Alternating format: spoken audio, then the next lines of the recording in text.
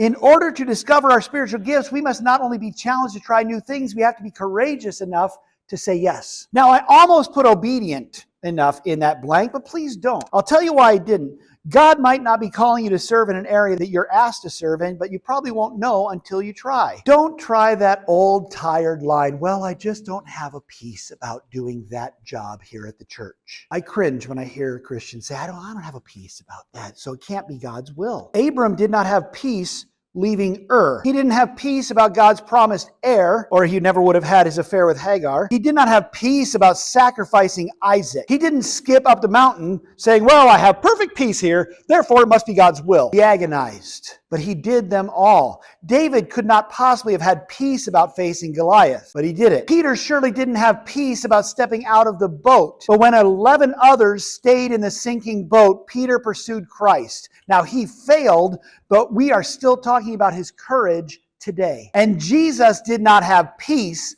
about the cross. If he did, he would not have been sweating blood the night before, begging God, is there any other way? If this cup can pass from me, could you please? That is not the voice of a man who says, I have complete peace. I can't wait to go to the cross. What fun it will be. So don't say, well, I don't have peace, therefore it cannot be God's will. Instead say, I am far too fearful to tackle this under my own power. So if the Holy Spirit doesn't enable me, I'm out.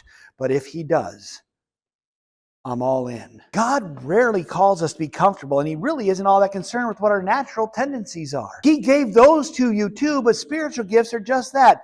Gifts that are given over and above what is necessary for normal life.